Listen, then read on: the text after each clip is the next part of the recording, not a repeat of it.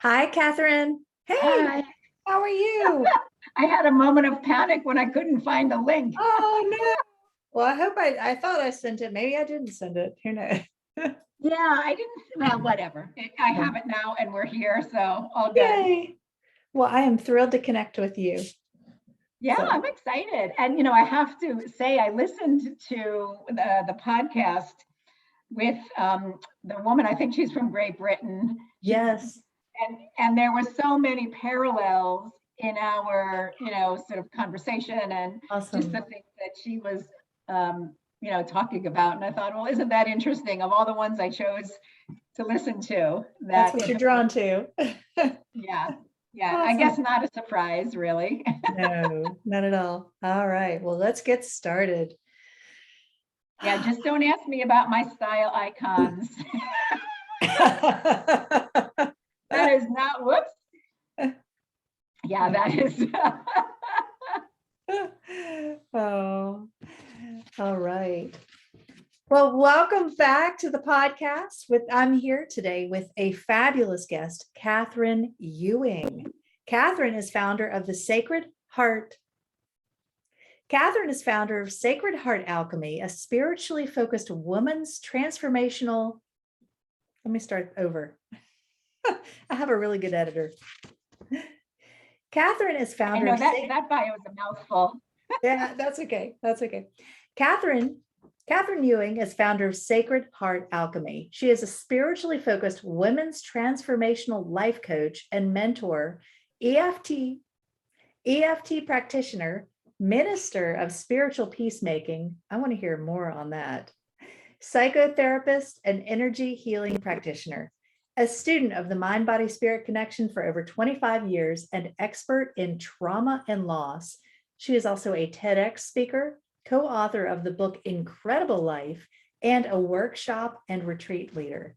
In addition to her work with individuals and groups, Catherine trains mental health professionals in the use of alternative modalities in psychotherapy and offers workshops and retreats on a variety of topics related to the mind-body-spirit connection, spiritual awakening, and women's transformation at midlife. She is passionate about helping those she works with to release old beliefs, behaviors, and emotions to keep them physically, mentally, and emotionally unhealthy. Let me read that over. She is passionate about helping those she works with to release old beliefs, behaviors, and emotions that keep them physically, mentally, and emotionally unhealthy and unfulfilled, and helping women in midlife to birth their brilliance. When she's not working, Catherine enjoys yoga, hiking, meditation, being active outdoors, singing, and being involved with her spiritual community, Unity of Greater Hartford. She also loves spending time with her 3 adult children and adorable grandson. Catherine, welcome, welcome. I am thrilled. I need to shorten that thing. No worries, no worries. I'm delighted to be here. Well, I am so excited to talk with you today. I just feel like in reading, learning about you and what you do, so much of my own journey. I know I talk so much about style in my podcast, but so much of my own personal journey is just, this speaks to me. This is like the work that I have been doing on myself. Yeah. And I just cannot wait to hear more from you. Yeah. Well, I'm excited too. As you know, when we connected, I said, style, that's not really my thing. But I do believe that, we are in a period of time, and not just this month or this week, but we have been increasingly over the last 15 years, where more and more women, I feel like, are awakening to these different issues, topics, whether it's, a transition that they've come into in their own life, or a spiritual awakening of some kind, where this energy of what I call the divine feminine is really rising up on the planet, and women are feeling it in all sorts of different ways. So I'm delighted to, dive into that conversation, as well as, anything else that you want to bring forward today. Yes. Well, tell me, what does it mean to be a minister of spiritual peacemaking? Tell me more. Well, that could be a whole show in and of itself. But I'm going to back up long before I ever went into the ministry to say that probably the first moment of sort of radicalization I can remember was in 2nd grade, when I was brand new in Catholic school, and the nun was asking us all what we wanted to be when we grew up, and I said a priest.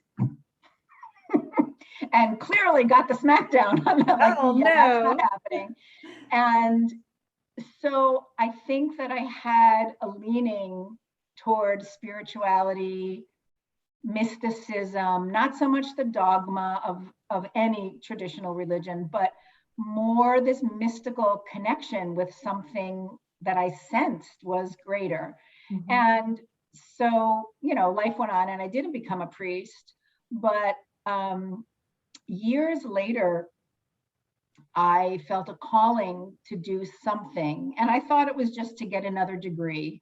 So I was literally trying to find a structure, a university, some kind of school that would allow me to sort of do a doctorate, but pick and choose what I wanted. And I wanted peace work, women's studies, and law of attraction all together. Like, I wanted to create a program that would bring all of those elements together at one time. And of course, nothing existed like that. And this was, back in the day when even trying to find anything on the internet was pretty hard. It was in the early 2000s. Mm-hmm. So I was searching one day and not really finding anything. And finally, my kids were stirring upstairs and whatever. And I put that aside and went back to my emails. And in my email was a letter or an email from a guy by the name of James Twineman, who I knew as a spiritual troubadour. He mm-hmm. had put the peace prayers of all the major spiritual traditions to music through having had that music channeled to him in a very, clear moment of connection with spirit. Mm-hmm. And his email was to say, I've been guided by spirit to open a seminary, to start a seminary program. It's going to be based on the spiritual traditions around peace, what brings all the different spiritual traditions together. the reemergence of the divine feminine energy onto the planet, and sort of law of attraction and manifestation. And Mary, I'm telling you, my entire body started to tingle and shake, and I had tears streaming down my face. And I said, well, this sounds just like what I was looking for. And I remember this so clearly. This was in 2003, and Jimmy, which is what I call him, had said, I'm just gauging interest. If you're interested, just, hit reply and put yes in the subject line. And I put yes, yes, yes, yes, yes, yes, yes, yes, yes. So without any knowing what it even entailed, what the cost was, what the commitment was, I just knew, my body knew that this was what I was meant to do. And so we started the following January with over 400 of us from around the world, from all different traditions and cultures, studying the similarities, the places where not only religion, but native traditions, indigenous traditions, and spiritual practices came together. And so it was really 2 years of studying different traditions. There are prayers around peace and being peace in the world. We also had many wonderful teachers around the balance of the masculine and feminine energy on the planet, and how the masculine had become out of balance, and the need to bring more of the feminine, intuitive, nurturing, fluid, compassionate, just a different energy than what we had known as, kind of the out of balance male energy, because that's certainly not the divine masculine energy. And then a lot around law of attraction. We had great teachers like Jack Canfield and Marianne Williamson taught in our class, and Reverend Michael Beckwith, and amazing leaders, thought leaders in those 3 areas. And I was able to go to Israel for 2 weeks and work with the Jerusalem peacemakers to see how they were working to create peace in the Middle East, very grassroots efforts. And the sort of the key words of this whole program were surrender, trust, and gratitude. And so for the last, I was ordained in 2005. So for the last 16 years, that has been sort of my guiding light: surrender, trust, and gratitude, and continuing to step into that. And it required me to step out of some of what I was doing at the time, because I was a real social activist. I worked in the political arena for a while, and I realized I had to step away from that, because I was pushing against, I was giving my energy to what I didn't want. And it took me more than 10 years before I started to come forward with other programs and things that were more in alignment with what I did want. So my energy is not pushing against what I don't want, but aligning with what I do want, which for me is to create heaven on earth, right? Where every person is honored, recognized, given the opportunity to live into the highest expression of themselves. I love it. I love it. Yeah. It's so interesting. I have been, I listened to something recently where I heard a quote from Mother Teresa, and she was talking about someone who was trying to get her to participate in an anti-war rally. And she said, no, I'm not going to have anything to do with it, but you have a pro-peace rally and I'm there. Yes. And so actually a very similar thing happened to me, because, I used to be, as I said, very active in politics. I was a union organizer, women's rights, reproductive rights worker. And as part of that, circle of people that I was still connected with, we went to a rally here, in Hartford years ago on the 1-year anniversary of the bombing of, oh my gosh, I'm just forgetting, in the Middle East. Anyway, I was sort of standing on the sideline reading my prayers for peace. And there were some students from the University of Hartford doing a survey, and they were walking around saying, well, who are you for and who are you against? And, what agenda do you want to push? And I kept, I would say, well, I'm really not against, I'm just here holding a space for peace.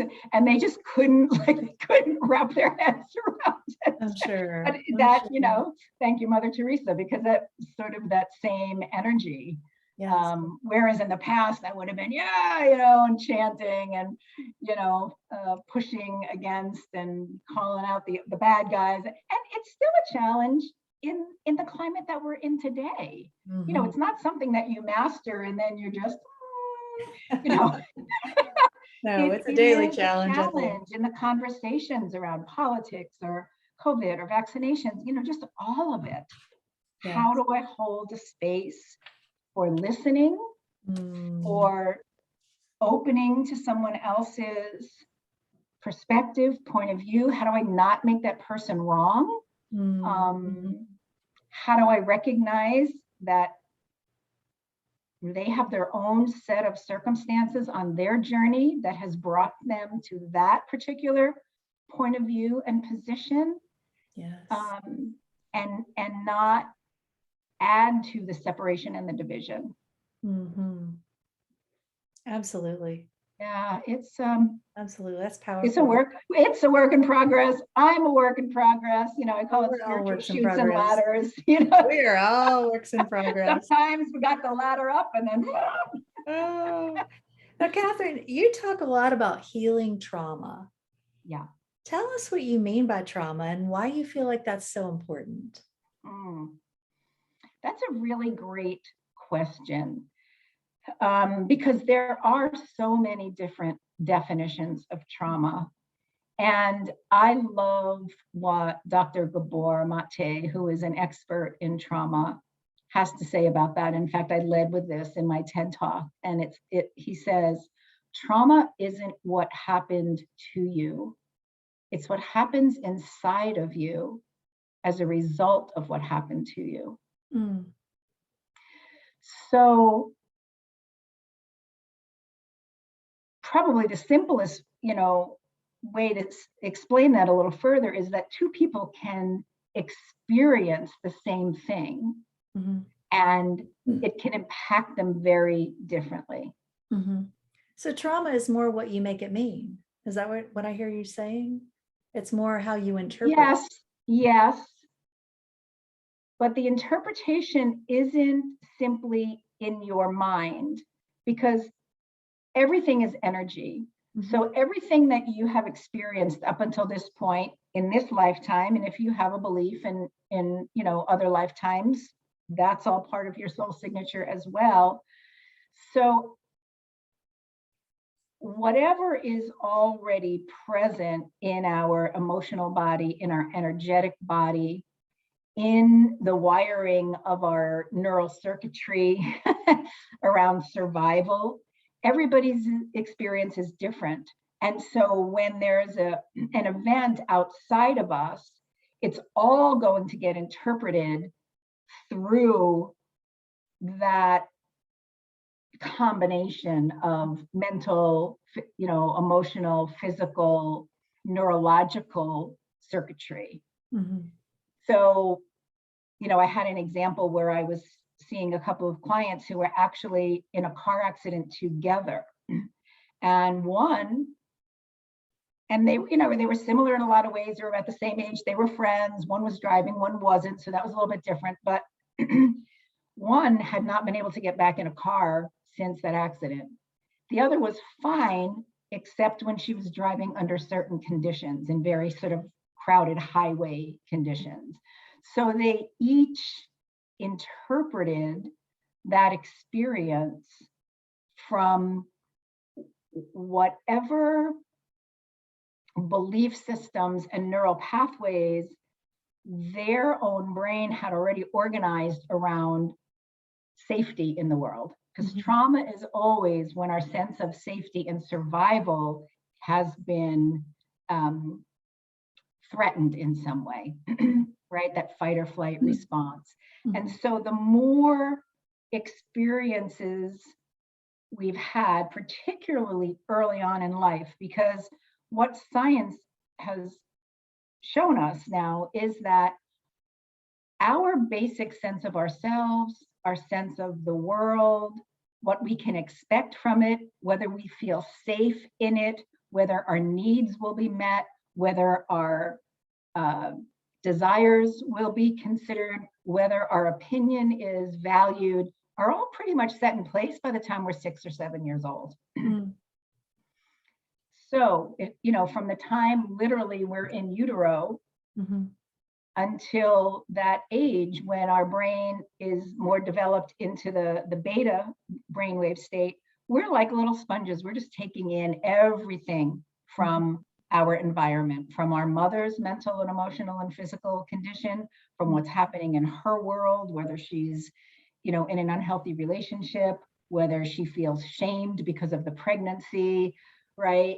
So all of that literally affects the neural development of the infant. And then, of course, everything that happens once we're born in our environment, in our family system, in our religious tradition, in our economic, financial, and then those neural pathways are pretty well set. And then everything after that just gets run through those. It's like that's the filter that we experience everything through. Yeah. So I know that was a long explanation, but this understanding that those pathways are pretty much fixed by the time we're 6 or 7 is really significant, because what it means then is that if we don't do anything consciously and intentionally to rewire our brains, to heal the trauma that we may have experienced, whether it was just the trauma of being ignored or the trauma of being beaten every day, right? I mean, we just continue being reactive to those experiences. So healing, for me, doing the deep work of healing the trauma, which means having to go beyond the conscious mind, because it's literally held in the tissue of the body, it's held in the cells. Otherwise, we just stay reactive to that our whole lives, and we lose the ability to fully express ourselves as the divine, sovereign, spiritual beings that we are, who chose to come into this physical form to have this life experience. So we end up being defined by our story, as opposed to being able to step more fully into our spiritual truth. Absolutely. Now, when you work with your clients, how do you help them get past this? Carefully, lovingly, with a lot of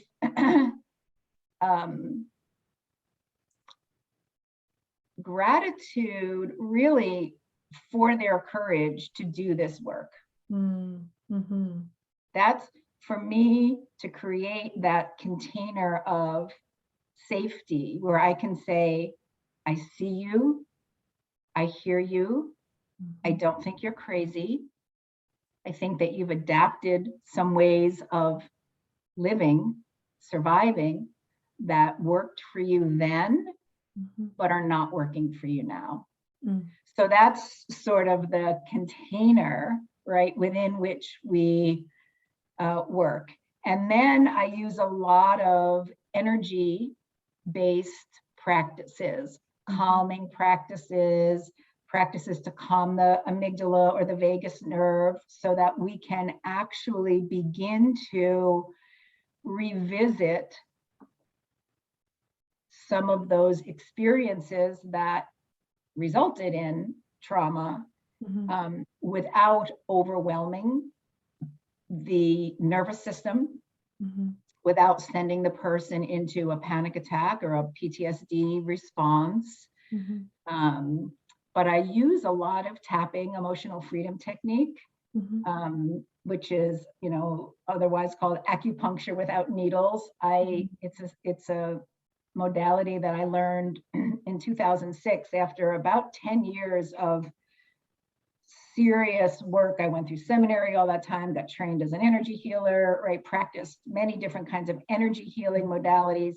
But when I learned I kept going because I didn't feel like I had found the thing that was really going to work for my clients. And for me, I almost left therapy because the limitations of traditional talk therapy were beyond frustrating for me. I felt like I was doing a disservice to my clients by just having them talk about things, but not really seeing the deep change and healing.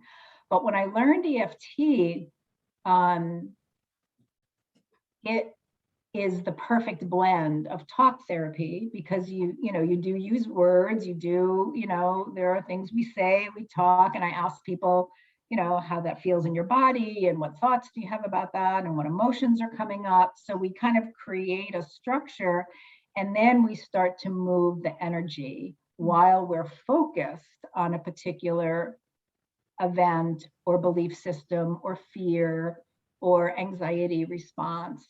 And it allows us to go deep while keeping the dial turned down on the amygdala. The tapping has the effect in the brain of keeping that amygdala, which is the part of the brain that wants to go into that fight or flight response, right? It's the part that's like the guard in the watchtower, right?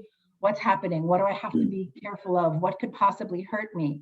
And when we can turn that down so it doesn't send the message to start the adrenaline and the cortisol running through the body, we can more gracefully dive into really difficult areas and allow that trauma that's been trapped into the body to be moved through the tapping on the acupuncture points and sort of complete its cycle and be discharged from the body. And the more we do that, then the less the person is triggered from things in the outside world because they have less, I call it on the dartboard of their life with all the trauma imprints on it, right? The more of those we can heal and sort of bring down the inflammation and the soreness of it and make it smaller. So it's like maybe a paper cut instead of a gaping wound. They're less likely to be so triggered by everyday life, something somebody says, or the way somebody looks at them, or cuts them off in traffic, or they get called into the boss's office and they immediately have a panic attack instead of, right? So it just allows people to go through life more gracefully. Absolutely. So yeah. a whole lot of energy practices. Heart-brain coherence from the HeartMath Institute is one that I teach everybody. It's a 3-minute exercise that changes the chemistry that's moving through the body. There's a lot that people can learn and do for their own self-care. And then the heavier lifting, we save to do together, but they do have a lot of tools and techniques to use on their own if they're feeling anxious, if they feel like a panic attack coming on, if they're going on a job interview, if they have to give a presentation at work, if they're seeing their spouse to drop off the kids and there's a lot of energy there, right? Absolutely. I'm a big believer in EFT, and I discovered it years and years ago. Someone introduced it to me, gosh, over 20 years ago, and I just never really did anything with it. But in the past, probably 6 months or so, I've started using it, and it is powerful. Yeah. It has made a difference. And I'm just doing it in my own way on myself, but it is powerful to to have something that can help you. I'm highly sensitive, and so when something comes up for me, it's like, It's just off the chart. And so to have something that can kind of turn the dial down, like you mentioned, Yeah. that's necessary in this day and age. It's necessary and just so super helpful. I mean, let's face it, all of our stress levels are so high these days. There's just so much going on. And what I love, when I learned EFT, it was funny, the same weekend, there was an EFT training and an EMDR training. And I was like, which one? And I was drawn to the EFT more because I think it suits my style. There's a structure to it, but it's not, you have to do 10 sessions and it has to be this way and this has to follow. And so it's a little looser. It's more of an art than a science.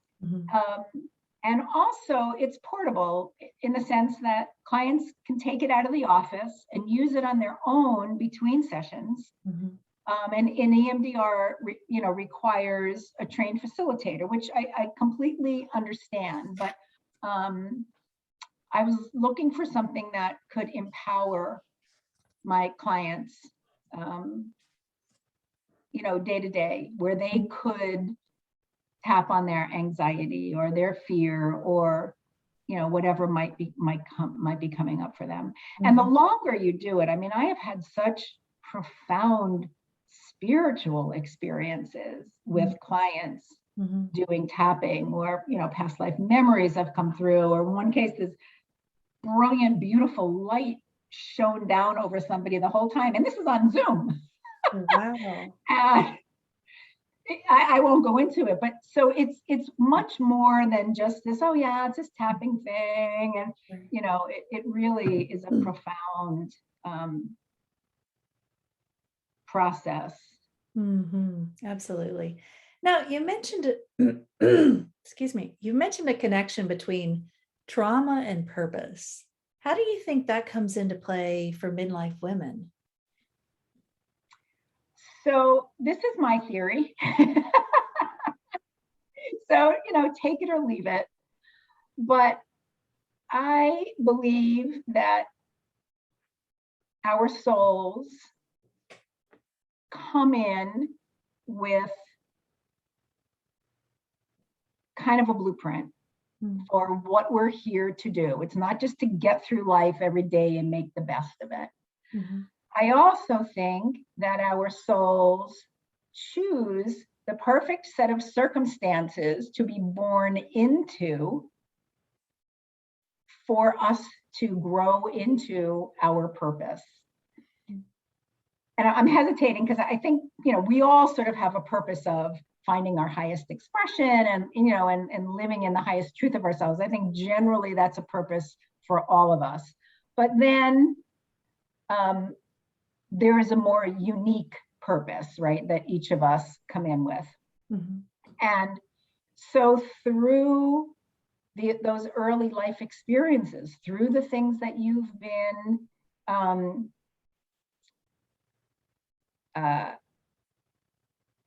exposed to, and maybe it wasn't always in early life, it could have been something that happened later in your life.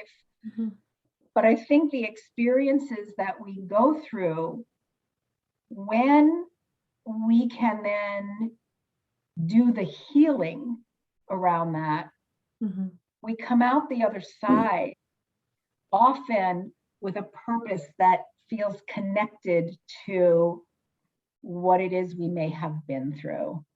So whether, we experience some kind of child abuse, or whether we lost a child, maybe we miscarried, maybe, whatever the experiences are, maybe we grew up, in a home with an alcoholic parent or a parent with mental illness. Very often that will shape who we become later in life. And I don't know that that's true for everybody, but I do believe that many people find purpose when they can heal from their earlier experiences and take the wisdom, take the lessons, take even the passion that they have inside of them around a particular issue or topic or subject, and then that becomes their life's work. Absolutely. Well, I can totally relate to that because, I had a great childhood. My parents were amazing. There was never any trauma per se, but I think that because I struggled with my weight and I was highly sensitive, that I internalized, and my dad had some stuff around weight and because of his own challenges. And I Mhm. think I made it mean that if I was overweight, I wasn't worthy, I wasn't good enough, and I wasn't beautiful, I wasn't attractive. And I carried that with me for a very long time. Yeah. And the trauma came from myself. It was self-induced trauma, I believe, because I used to tell myself all the time, you're not good enough, you're too fat, all the negative stuff. And I internalized that. And it wasn't until I was about 35 and had my first child that I said, I want to be a good role model for her. Mhm. And I think that really put me on a path to heal my own wounds and then to help other women. Yeah. Because I say now that my purpose is to empower women through personal style. Style Yeah. is the vehicle, but it's, when women can put on clothes and see their beauty and see how amazing they are and start to feel like I am enough. There's nothing that's lacking. That's powerful. Yeah. Yeah. Thank you for bringing that out, because I think when people hear trauma, they think we had some terrible experiences. Mm. And you may have heard this before, sort of the big T trauma and then the little T trauma, right? Mm. So even when we have loving parents, they were human beings. They had their own belief systems, they had their own losses, right? Their own ways of Stuff. surviving in the world. And I am sure that your father never set out No, to hurt you, no. to ruin your self-confidence, to set all these ideas in your mind. But children, again, interpret, Mm. right? Maybe I'm not lovable, maybe I'm not good enough, whatever, I need to do better, I need to. So we take on other people's energy, and especially if we're sensitive. And I think so many of us are. I didn't even realize how sensitive I was until I got older and I started studying all of this. um, so we take on other people's energies of disappointment or whatever we might be picking up, and then we make a story Mhm. about it in our own minds. So again, it's not like, I have some clients where the father's pulled out the scale every night before dinner and got you on it and shamed you, and then determined what you were going to have for dinner based on, and this is at 6 and 7 and 8 years old, like, Mhm. no kidding. Yeah. So, that's sort of one extreme, or they withhold food, or they lock up the goodies, or whatever, or the other kids get to eat this, but you eat that because your body's a little bit different, maybe, than your siblings, or you're at a different stage in development and you're carrying a little more weight. But a child will interpret that as, I'm different, I'm not okay the way I am, I'm Mhm. not lovable, I'm not worthy, I'm not deserving, daddy doesn't like me or love me like this, Mhm. you know, and then try to do things to alter the appearance in order to feel that love back again, feel that acceptance back again. So it can be very subtle, Mhm. but still very powerful. Yes. One of the questions, I have a list of questions. As a highly sensitive person, I have all these questions that I ask myself if when I'm triggered by something, and it's really helped me. But the first one is, what are you making this mean? Mhm. And because I realize that, it is the way I interpreted so much that's what caused me the trauma, the way what I made it mean. Yes. And that's helped me to kind of shift things like, okay, how can I, and I love Marianne Williamson's work. How can I see this differently? That's been so Right. powerful. And what I made it mean when I was 6 or 7 or 8 or 11 doesn't have to be the same thing that I make it mean now, if I make it mean anything. Right. Yeah. And that's what I was talking about, rewiring those neural pathways. So it's not that automatic, I just go there automatically. It's like, well, wait a minute, is that even true? Yeah. Do I even believe that? Or is that just a story I'm telling?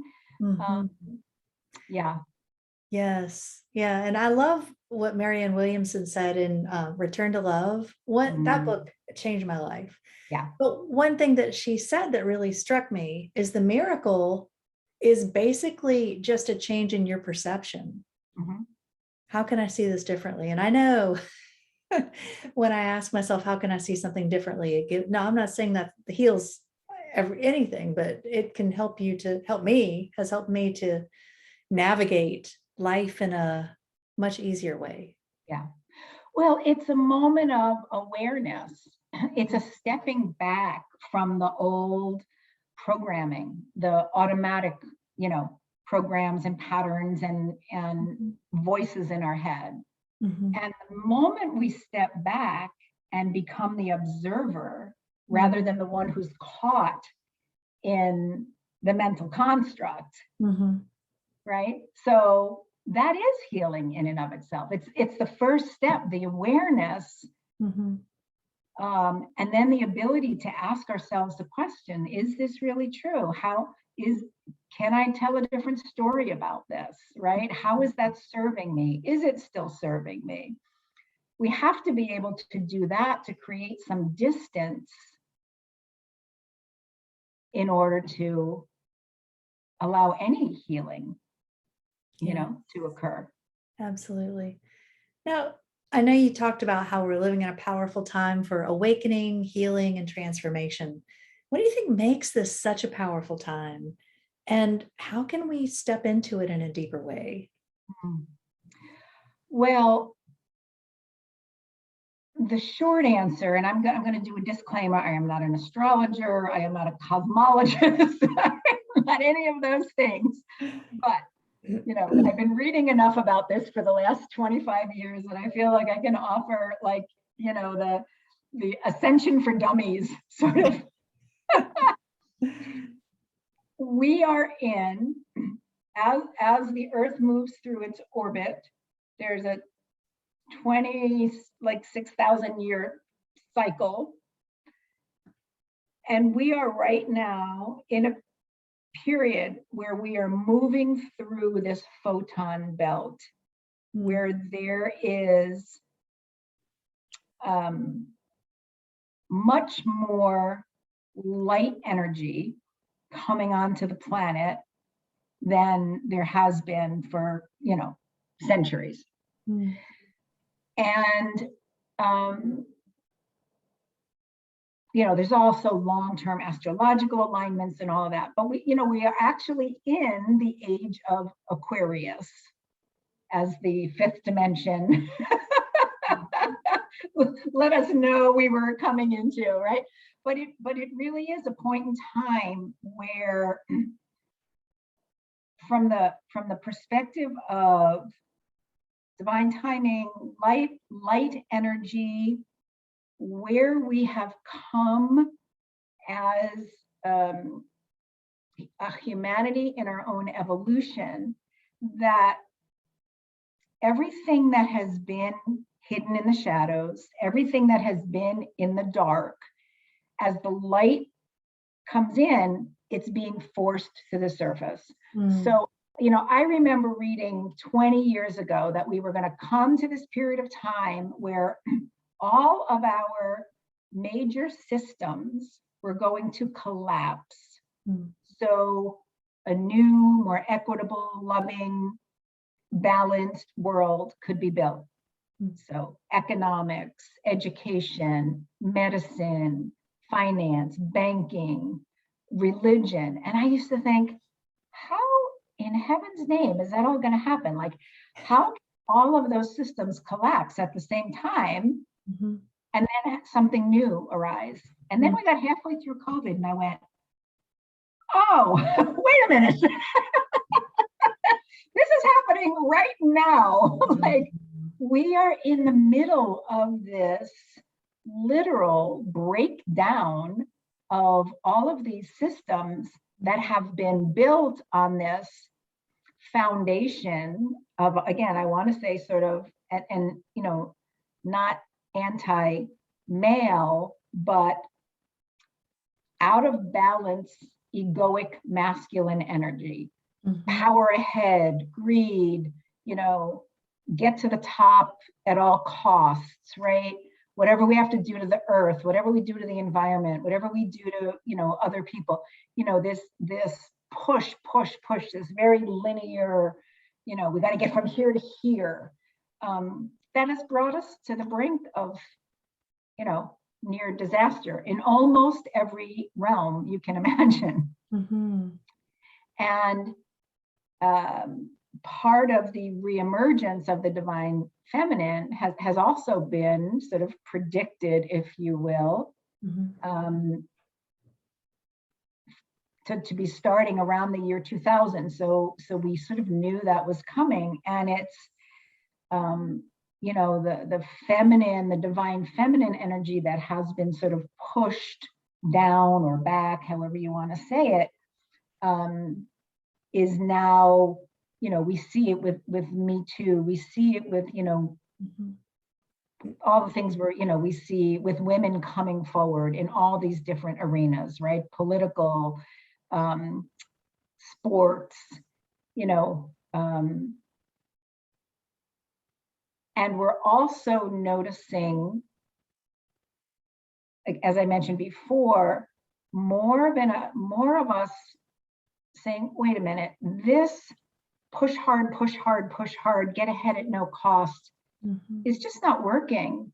It's not sustainable. It's burned us out. It's stressed us. It's made a few people really wealthy and most of us just stressed out.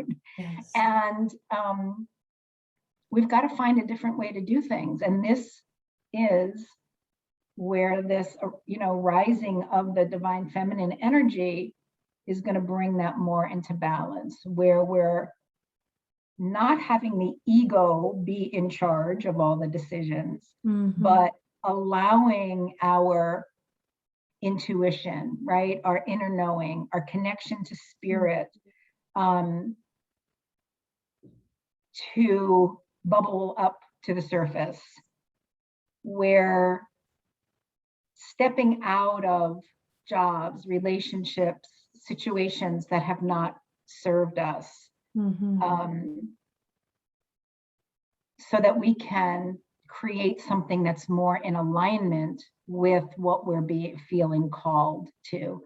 More self-care, more time for connection, more introspection, more trusting our intuition, more loving our sensitive selves, because we realize how connected we are to everything. Yes. And when we're that connected to everything, then we care about everything. We can't be linear, right? We can't be linear because we're connected to everything. And even women's brains are organized. You know, men's and women's brains are organized very differently. I don't know if you ever watched that. I think it was on PBS years ago, with John Gray doing the Men Are From Mars and Women Are From Venus talk. And he has these two stands, and one has a male head, like bronze head on it, another one, and on the back of the male head he has all these little boxes drawn, like you would see on a workbench, all the little boxes that this hole's a 1/4 inch screw, and this hole's the 1/8 inch screw, and this one doesn't touch that one, and everything has to be in its right box. And then the women's, it's just this complexity of wires, and everything touches everything else, and it's like that's fascinating. If you think about it from a survival and a biological point of view, men literally needed to be single focused for the hunt. Like, they needed to go out, get the animal, bring it home, feed the community. Meanwhile, women were raising children, taking care of the elderly, cooking the meals, Yes. Passing on the verbal, the history of the tribe or the community, right? They were taking care of everything was connected. Yes. Everything is connected in a woman's mind. And I think that's why in relationships, we want to have the emotional connection before we have sex with somebody. Mm-hmm. And men think the sex is going to be what makes us feel connected. Like, we got our wires crossed on that. But it is because women's brains are literally wired in such a way where those connections are. Well, it's so interesting because, men can compartmentalize. They have a fight with their wife, and then they can just put that over here in a box and, okay, I'm going to show up and I'm going to just, go through my day and not think about that. But then I can come back to that later. Women can't do that. I know I can't. Not as well. No. Yes. No, not again, as well because it's you described that little, box perfectly. This goes here, this goes here. The mother-in-law box never touches the work box, and the and the kids box never touches the and women are not like that at all. It's all connected. Yes. Well, Catherine, and we're involved in more of it all in a more fluid way. Yes, for sure. I know that the Dalai Lama said that the Western woman is going to save the world. What do you think he meant by that? Well, I'm not in the Dalai Lama's head, but but what's your interpretation? What I would say is that I think women who live in the West have the education, for the most part, not everybody. It's, we can't generalize everything, but in terms of where many women in the world are at, still literally living in survival, right? Living in poverty, living in survival, living hand to mouth. Women in the Western world have the education and the financial resources and more safety to speak out and speak up and with the internet and everything else, the ability to collaborate and communicate and share messages in a way that many, many women in the world still do not. I mean, I was just, this is kind of like a little aside, but I was listening to an interview yesterday for Indigenous Peoples Day, and I had heard this before, but it just came back to me. We all were recently caught up in the murder of Gabby Petito, right? That young girl. And, it was obviously terrible, and my heart goes out for her in that situation and for her family. But nobody talks about the 1,000 Indigenous women and girls who have gone missing in that same area of the country in the last, number of years. So who has the power? It tends to be people with privilege and the ability to, have resources and visibility. So that's where I would take that. Well, that makes a lot of sense. I love it. Anything else you'd like to share with us today? So I guess my message on my website, and I sort of alluded to this earlier, but what I would love listeners to know, if they don't already know this, is that they're not broken. They may have learned some ways of coping and surviving in whatever conditions they were in that maybe were not the healthiest and are probably not serving them any longer. So and that there is a way through. There is a way through to healing. So many women have said, I just felt so broken. I felt like there was no place else to go, nothing more I could do. Like there was something wrong with me. And that's the belief system that I would hope to dispel. Yes. Right? Is that you are a unique expression of divine source energy. And your soul came here to have the experience of living in human form. But your core essence is as a spiritual being. And as you said, the rest of it is story. Yes, we had all those things happen.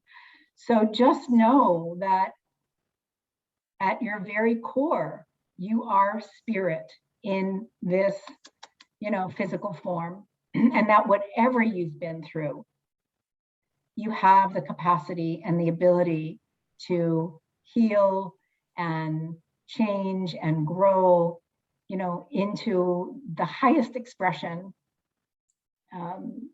of yourself, of your soul in this lifetime. Amen to that. That was powerful. Sister. It's so fascinating owning a women's clothing boutique. And we have clients who come in and they say, fix me. And the first thing I say is, you do not need to be fixed. You are not broken. And it's just, how pervasive that idea. So I know we're closing, but even in the spiritual world, sometimes we could get caught up in the, I got to fix myself. I got to do the spiritual thing. I got to be on the spiritual journey, and all the self-development and the self-improvement. And it's a fine line, like there's always this message. There's something wrong with you. I say to my clients, don't make a project out of yourself. Hey, you're not a project. You're a beautiful soul uncovering layers of protection. And yeah, anyway, you get the idea. I love it. Catherine, this has been so amazing. Thank you so much for sharing all your wisdom. Now, I will be sure and put all your links in the show notes, but if you want to tell everybody, like, do you work with your clients via Zoom around the world? Or I do. When I was, pre-COVID, I was doing more therapy than coaching, but I have moved everything onto Zoom at this point. So, going forward, I'm no longer accepting therapy clients because that restricts me to who I can see and the insurance and all that. So yes, I can work with anyone from anywhere around the world as long as we've got a connection. I actually can do phone with people too, but I like if we're doing the energy things and there's movement involved. I like being able to see each other, tapping on the right points, and yeah, or even I just like to see anybody. I like to see a person anyway. Absolutely. But absolutely, yeah. So people, can go to my website, which is www.sacredheartalchemy.com, and there's a contact form there. If people just want to get in touch. I will say it's a somewhat outdated website because that's not my judgment focus. here. So it is, but it is still a way to reach me. Yes, or I'll be sure to put all those links in the show notes. Online they can find me just on Facebook or Instagram, or I do have a women's group on Facebook called Divinely Inspired Feminine Leaders. Okay. So, I'm there too. Yes. And what are you on Instagram? What's your handle on Instagram? Oh, CEWING 144. Okay. Well, I'm not a great Instagrammer. I'm not that generation. I'm trying to like be there. Oh, maybe you could be doing some reels and some TikToks. Yeah. Well, I'll be sure and put all your links in the show notes. Please go connect with Catherine. She is just powerful. Love hearing what you have to say. Thank you so much for being here today. My absolute pleasure. Thank you so much for connecting and, sharing this opportunity. Absolutely.